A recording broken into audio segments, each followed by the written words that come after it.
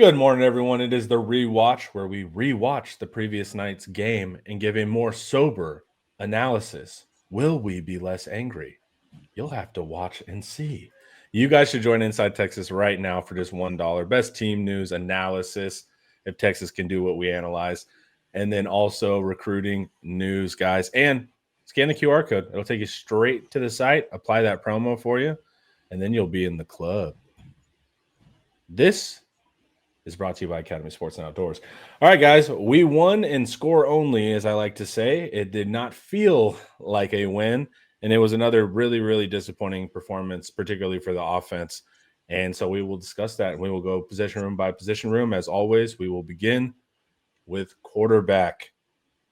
You know what, Eric? Let's let you start with quarterback, my friend. Yeah. Well, shoot, I think we should start with the coaching staff. So, all right, yeah, let's look at the ones maybe more responsible for some of these things. What's going on the offensive side of the ball globally?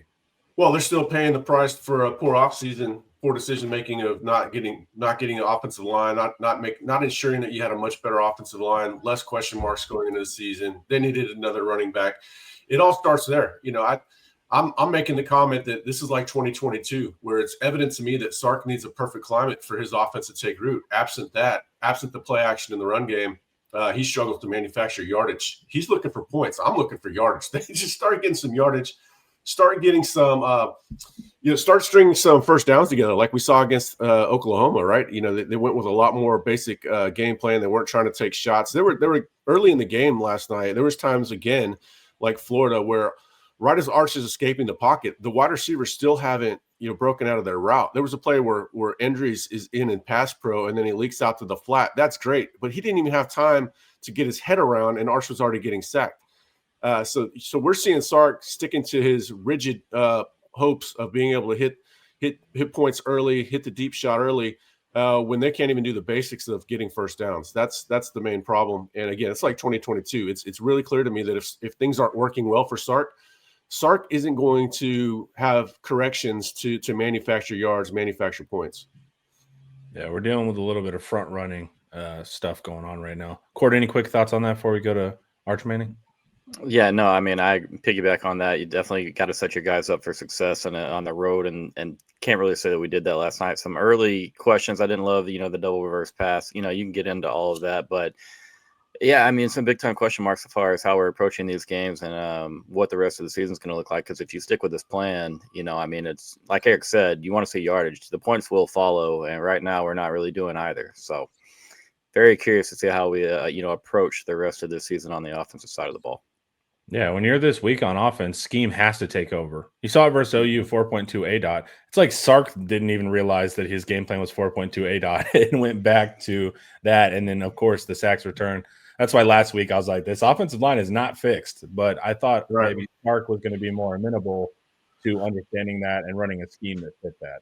Yeah, Arch is – so let's go to quarterback. Arch is the embodiment of everything that's going wrong on offense, including the offensive coordinator, including the offseason, including the issues on offensive line, including the lack of run game. All of it is manifested in Arch's play, and Arch's play was bad. On top of it, Arch had his own bad play, right? He was back to being Ohio State, where he couldn't hit a freaking mesh route. So on top of Arch's own issues, he is the manifestation of all the other issues on offense. With 12 for 27, 127. I mean, just unbelievable bad numbers. Much of it Arch's fault, much of it not Arch's fault. Hopefully he doesn't get scapegoated. That's the thing. He's got his own issues to answer for, but he shouldn't answer for all the issues. There's other people that need to accept the blame on that. And progress isn't linear. I expected Arch to have more struggles, but to return to a 44%, that can't happen, And so that's the big factor. And it's all meshed together. That's a good word to use for Arch. Yeah, that's a terrible word to use. I mean, it's perfect. He's throwing behind guys. His accuracy was off. There's a reason he was 12 for 27. The wide receiver could have made a play for him a couple times, but overall, that was a poor effort by Arch. And he didn't. A lot of times he was being pressured. He was sacked 3 times, right? I think you said those were all on Nick Brooks, the left guard that shouldn't be out there because he's a true freshman. Yep. And then there was a lot of other pressures where, he wasn't sacked, but still was, the chances of completing a pass were unlikely due to the lack of time. What's weird, though, with Arch is if it's 3rd and 11, he'll make it usually, or if he's Yeah. going to get hit in the face, he'll make it. But as soon as it's like 2nd and 3, here you go, something happens. That's what's so strange about his play, because it's not just like a big time throw here and again. In situationally high pressure situations, he'll make the play most of the time. But as soon as it's just basic gimme stuff, he doesn't. It's hard to evaluate that, man. Cord, you mentioned that double reverse pass. What was the down? I know it was 3rd down. What was the distance on it? It was like 5 or 8. So it was a very makeable 3rd and 3. That's right. That's okay. Yeah, that's just that's some Tom Herman nonsense there, where Tom Herman would get way too cute. 3rd and freaking 3. I mean, you have the world is your oyster on 3rd and 3, but I don't want us to be that broad. I mean, dial it in a little bit, be tough, be physical. You're still trying to form an identity on the ground. But yeah, as far as Arch Manning, it goes hand in hand. Was Arch perfect? Absolutely not. But you got to realize the environment that he's playing in, as far as what he's dealing with the offensive line. 4 or 5 throws in this game where if Arch makes 2 of them, Texas probably gets out of there with a double-digit win. I mean, maybe we'll see if we could finish the drive, but it goes hand in hand, man. I really just piggyback on the scapegoat comment. It's not all on Arch Manning for the struggles. It goes back to the offseason. It goes back to scheme. It goes back to the offensive line. And so, Arch is going to suffer from all of those struggling. But at the end of the day, the guy's got to have a chance. And some of these reps, I mean, like you said, by the time these guys are working back to the football or trying to create space and get open for him, I mean, the play's already dead. So Arch, not his best performance, but of course that's going to be, amplified the way that it looks and seems just by how bad everything else was around him as well. Yeah. And I'm not just saying it's all the system that Arch is in. It's not helping him. Arch also has to just complete the damn ball. So there's also that too, right? So it's the factor of the global system, the offensive line, no run game, and Arch is playing bad. And then this is what you get. All right, we talked offensive line a little bit, but PFF attributed all 3 sacks to Nick Brooks. And, last week there was some thought that the offensive line was in a better place. It was just schematic, and we saw immediately again when we left away from that, it's problems. And they're running the same stunts that they were doing at Florida. They're taking someone from the C gap, and they're putting them into the A gap. We blocked that last week. It's the same stunt. Why are we not blocking it this week? It doesn't make any sense. Like, that's not just an OU thing. It's weird, man, how that can just disappear like that. So we can talk offensive line. Of course, the run game is going to suffer because they don't run block great, but pass protection continues to be an issue, and you only can solve that through quicker pass game. Eric, what do you think? Yeah, it's got to be quicker pass game. I wasn't buying that the offensive line was fixed after Oklahoma. It's a game-to-game thing, and obviously it was quite discouraging what we saw yesterday. I don't have a lot to add other than the run blocking was not great and the pass blocking was not great. So, they didn't seem to run as much outside zone as they did the week before. Sark says he's got a new game plan for every team rather than leaning into core identities that the offense can lean on. And so, I think you're going to have the variance from game to game. And I don't know. Once they, this is all foreshadowing a loss. And once that loss happens, we're going to be able to talk. I think probably maybe a little bit more direct. Let's see if they can work through this. I'm not optimistic about that. I think Vandy is going to be a loss the way that these guys are playing. But let's let the guy figure out. Hopefully he's going to nail all these game plans because he doesn't have core identity that he's going to lean into for the season. Apparently, one day it's going to be deep shots, next day it's going to be a quicker game that gets Arch in a rhythm and works. And then there's other times it's just going to go back to what doesn't work. Yeah, and it's not the NFL. You don't need a game plan. Good college teams do what they do well, and you got to stop it. Yep. Cord, offensive line. What do you got? What's your great analysis? I didn't block inside zone very well. Didn't block, the gap scheme stuff. We don't look great running sweeps or tosses or anything like that. So yeah, it was kind of puzzling not to see more outside zone because they did obviously block that a lot better last week.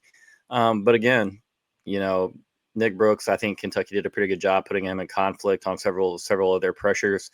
Really, really forcing him to make the proper decision. And a couple times he did not. Again, got straight up beat on a couple. Is what it is. Again, not a guy that really thought the O-line was fixed last week, thought the plan was really strong and that they executed well. What do I expect down the line? It's really hard to put an expectation on that because I don't think it can be too much worse in the run blocking department. But then again, man, you got to be able to set them up for success. Dial something up that doesn't take forever to develop. Be a lot more, in my opinion, a little bit more spread out. Attack shorter, quicker passing concepts. And maybe try to get D lines moving laterally. I don't know, because when they're firing off on pass protection downs or obvious passing downs, we don't do a great job in protection. So again, no great analysis. I think we all saw what we saw, and there's got to be a lot of improvement there. I'm with Eric. That November stretch is going to be pretty dang rough if we can't find a way to manufacture some points and yards. And of course, it's going to start with those guys up front. That Vandy D line is going to give him trouble. Yep. I mean, and I'm not even trying to overlook Mississippi State. I just haven't watched them as much as I've watched Vandy. Mississippi State can beat us too. Yeah, no, I mean, I know they can beat them. Yeah, I mean, any team in the SEC can beat them. They can beat themselves before anybody can beat them. Yeah, 1,000%. And once again, Kentucky 98th in the country in sacks per game, and they outperform their benchmark. Exact same situation as Florida. So these defensive coordinators are just smiling to themselves. Kentucky was giving up 250 yards before this game. They were giving up something like 250 yards in the air and 150 yards in the ground, almost 400 yards total offense. Yeah, it's not correlated to the defensive success. It's just how dysfunctional our offense is. And Correct. that's what's really frustrating. Yep. Okay. So another run blocking is bad. The running backs didn't have a great day, but the running backs didn't get a lot of opportunities to even potentially have a great day. Do I think they would have had a great day regardless? No, but it was kind of a strange game plan after what we saw with OU. And it's always a new game plan, but running Arch that many times versus Kentucky too is also very questionable to me. He clearly was talking about being a little banged up after Florida, and then you put him in the fire again, and they shut down our quarterback run. I mean, there was nothing. So what did you guys think about the run game, the lack of running back carries, and Arch's usage? I thought the Arch usage was a little bit predictable, actually. 3rd and 8 quarterback draw. I would like to see more quarterback counter and get him some lead blockers and that sort of. If you're gonna be predictable, get some blockers out in front of him. I didn't really have a problem with the usage. I mean, you got to win that damn game. So he's a big, tough guy. Go with it. Wisner. I mean, the touchdown drive was what, 6 yards? I mean, off the Niblet return, the touchdown drive was 6 yards, and they struggled to get in, and then Wisner fumbled going in, and DJ Campbell got the recovery on their 6-yard touchdown drive. Christian Clark, I thought, had his two of his best runs, and then, we didn't see him again after that, I don't think. But yeah, it's just hard to grade the running backs with the more global issues. Yeah, it's impossible to grade those guys. I mean, Trey showed good patience, on the couple of more positive runs that he had. I think Arch's longest run, from what I can remember, went for 4 yards down there on the goal line on that drive where Wisner punches it or fumbles and DJ recovers in the end. Arch had an early scramble he had an early scramble on and then he slid. Yeah. Yep. I remember now. Okay, yeah, kind of up the right seam. Yeah, I mean, I thought Christian Clark looked really good on that first run where he came out there. I was like, man, I need to see more 6 tonight. But yeah, it's unfair to really grade those guys. We know that, maybe we're not world beaters yet in that room. Overall, I mean, maybe, break a couple more tackles. Like, what can you ask for these guys? Give them a chance. And so that's really all I got on the running back room. My wife was watching with me this morning. She doesn't watch any football. And when Arch did that slide, she was like, they can slide like that? That looks like the Avengers. And I was like, yeah. That was her first time seeing a quarterback slide. She did not know what was coming her way. All right, guys. Then let's look at tight ends. You can't evaluate. Jack Injuries was open. Yeah. Jack Injuries had an opportunity. But once again, it's hard to evaluate with all this dysfunction. I'm going to have to look at the all-22 for blocking. I can't tell from that level. But they got Jordan Washington in the screen game. Oh, good. Injuries was open. So there was some moments for the tight ends. And I think the future of that room is really bright. But with all the issues, it's really tough. What did you think, Cord, of – these are tough. You're getting into these late topics, but – Oh, no, you're great. I mean, again, I felt bad for Jack on the, obviously the big miss right there because he probably picks up more yards than he's had in the last 2 games combined. Just kind of wouldn't been – hoping and wanting to see him break free a little bit. I like to screen to Washington early in that game. It's 2 weeks in a row. That's looked really clean. They've executed really well on that play. Hard to grade them. Again, I'd like to see a little bit more emphasis on Jack in the short game just to kind of pick up some of these 3 or 4 yard plays that we're trying to be successful on first down, and we're not doing it through the ground. Impossible to judge. I felt blocking, the effort is there. They're not perfect in that regard. I thought Jack's doing a good job. Spencer Shannon, again, had some positive reps in the blocking department. But overall, man, similar to the running back room and wide receivers, and we'll get into it, it's just really, really hard to grade and judge those guys. That's now let's get to the most impossible eval, which is wide receivers. Wide receiver is the most dependent position in football. The offensive line has to block, the quarterback has to throw it well, and you have to be at the right time in the progression. And it depends on who your matchup is. So it's already hard to evaluate receivers, but I can't with this room. There's no way to evaluate them. And why I'm getting frustrated is DeAndre Moore wants to go to the NFL. There's no tape, and so it's like that's what's bumming me out too, just at a human element, is this is so dysfunctional. These guys aren't going to be able to get opportunities. And that's where I'm frustrated. Eric, what do you think? How do you even grade this room? Yeah, I mean, there's probably a couple plays that would have been difficult that they could have made. Somebody's got to go make a play. If you're an NFL player, you got to make some of those.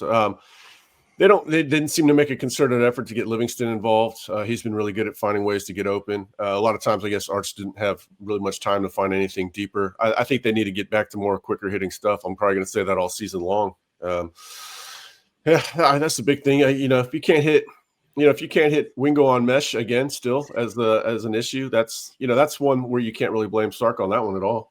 Arch has to hit Wingo on that. That's an easy conversion. But they've got to figure out ways to get the passing game going to replace the absent run game going. That could maybe get the run game going if they can get the pass game going. Yeah, I don't know, man. It's just a vicious cycle. But they've got to get quick. It's got to be quicker hitting stuff. I don't know why we don't see more RPOs, faster stuff, slants, that sort of stuff. But there's a lot of times Arch is dropping back. He's already getting sacked by the time the receivers are even breaking.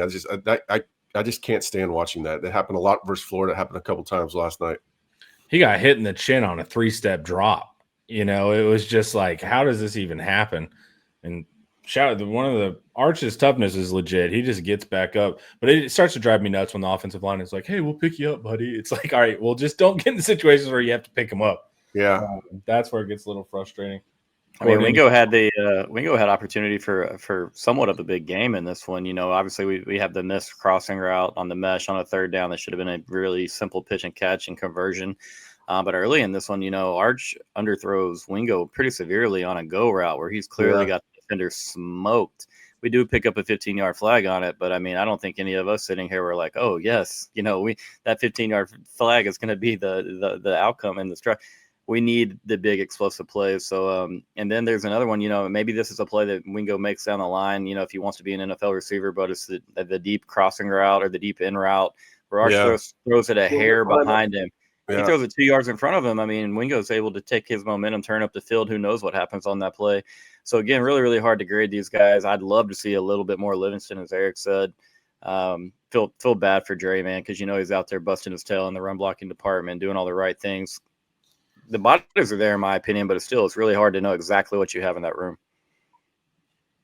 All right, we're going to talk defense and special teams next. Hopefully, a little bit of a happier conversation, but first.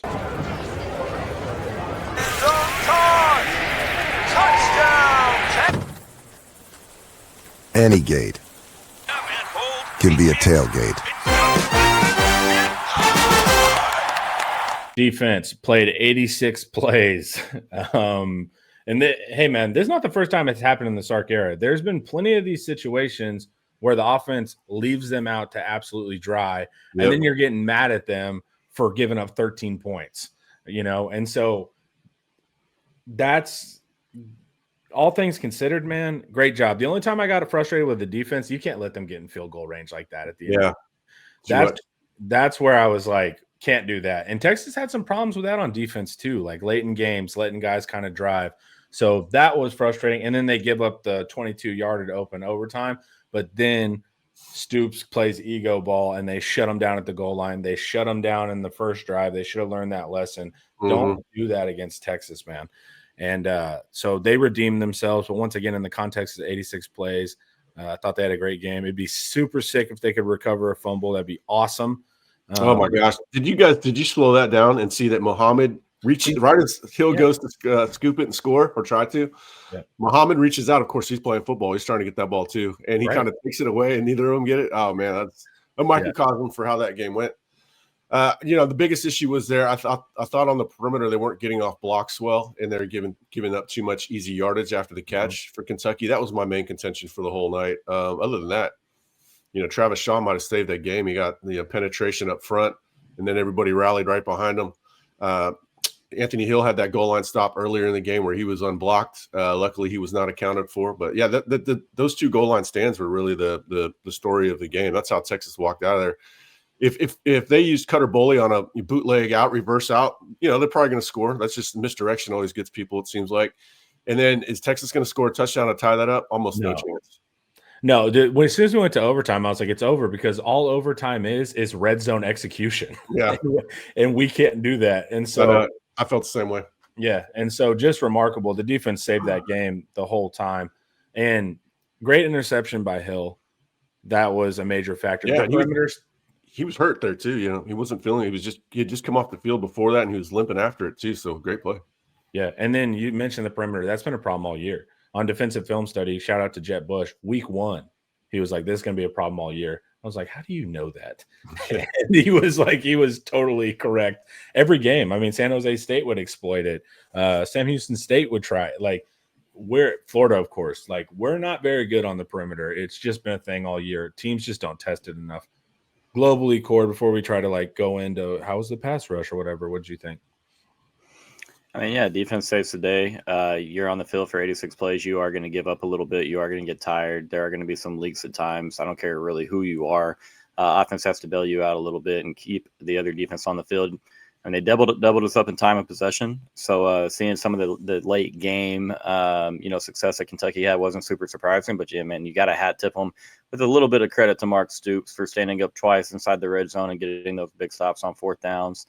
Kentucky ran the 2-minute drill really, really well against Texas. So want to see a little bit more improvement in that. It seems like maybe we're a little bit too base, a little bit too safe on defense in those spots. But outside of that, no more really global thoughts. Yeah, they played a style. We talked about it with Cutter Boley. I had talked this week that Sawyer Robertson is kind of my comp to Cutter Boley, but a young Robertson, where you could see all the tools. Big arm, tall kid, but he's doing dumb stuff, right? So give him a couple years. But Cutter Boley has a bit, and this is a theme with Texas. Somehow these quarterbacks tend to grow up versus us. And he had a great game, man. I mean, outplayed Arch hands down. Great completion percentage. Still not very good at understanding where blitzes are, but that's a young quarterback thing. He was able to get. They also gave him easy pitch and catch too. There's a lot of easy throws for him. Their perimeter receivers didn't really hurt Texas outside of blocking. I don't remember. Kendrick Law's an inside guy. Yeah, they didn't. It's tight ends and slots. Yeah. Their outside receivers been bad all year. Right. Yep. Yeah. It's Texas, the Texas Sark should be taking notes on what they did to set up Boley for success. Yeah, and he had some well-timed runs, but tough kid too. Yeah, here's my fear, right? The defense is going to have another off game because they're human beings, right? It could be matchup dependent. They come out flat, whatever it is. When that game happens with this offense, Texas will lose, and then people will blame the defense. So I just want to preempt that for a future chat to refer back to here, because you're asking the defense in modern college football to win you every game. That's just not what it is anymore with defense. Like we scored 1 touchdown this game, and it was handed to us by Niblett. And then last game, we scored 1 versus OU on a busted play. Yeah. So realistically, we could have scored 0 touchdowns the past week. Ugly. Yeah. But good transition for me. Great job, me. Niblett. God bless you, Niblett.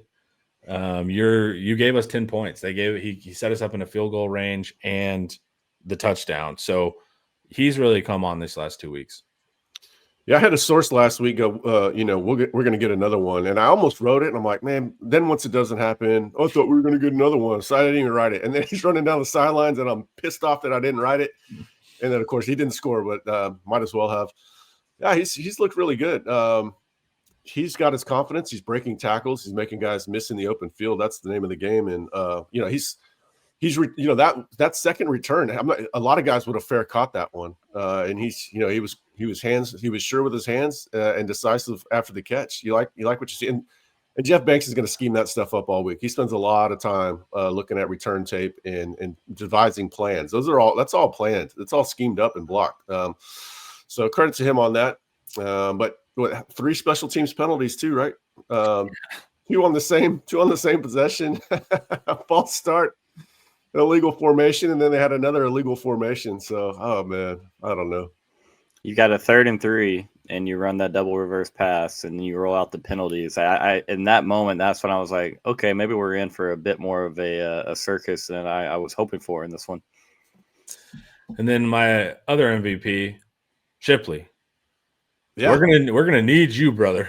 We're gonna need you bad. So, hey, man, kicking a game winner in any situation is an important thing to see from your kicker. Yeah, I think his confidence is growing. Like last week was a pretty good performance. He had the misses, but they were from way downtown, and he was true on the ones that needed to be. And these are going right down the middle for the most part. He had that one that kind of snuck in a little bit. That was 53 yards, right? So yeah, he's showing he's doing really well. I don't want to rub it in, but if they have that guy last year, they're probably SEC champs. Yeah. And he got rid of Will Stone, very Game of Thrones. He was like, there's no more competition. I am the king now. So hey, man, this is with an offense like this, it unfairly has to be defense and special teams. That's why I wasn't mad at the Anthony Hill scoop and score. Go for it, dude. Like, I wasn't mad about that. Yeah, given the people are like fall on the ball. I'm like, no, like we need defensive scores. He's good enough to pull it off. If Marshall Landwehr was trying that nonsense on it, what are you doing, dude? Fall on it. Yeah. But Hill's the type of guy that would pull that off. Yeah. And you got to be real about it. There's an 80% chance we probably settle for 3 there, or decent chance we end up going a little bit backwards. So I said the same thing. Pick that thing up and score, big dog. Yeah. And that's a big problem is not scoring off of those turnovers. But we won, technically. So I'm sure this will be a fun week. I know the fans are despondent. I'm quietly not in a great vibe about it. But it is what it is. This is for your mental health, everyone. Evaluate this team where they are. Do not evaluate them by being at the University of Texas or the NIL roster or any of that. Just look at what you got on tape and try to get to 8 wins. That's where I'm at. And then in the offseason, we can go back to what the hell happened and get active. But it's going to be a battle for the rest of this year. But try to change the jerseys. Put Baylor's jerseys on Texas when you watch and try to enjoy it that way. Or else you're going to be pulling your hair out for the rest of the year. Everyone, you should go to InsideTexas.com. You can join for $1. Team news, recruiting, analysis. Man, the game thread was a hell of a game thread yesterday. People were turning on each other. I mean, I was like, Stark, you're tearing us apart here, man. But come join, guys. We would love to have you over there. Come and join after that. Yeah, come join. If you want entertainment, you can definitely have it. This was the Rewatch, and it was brought to you by Academy Sports and Outdoors. Everyone, enjoy your Sunday.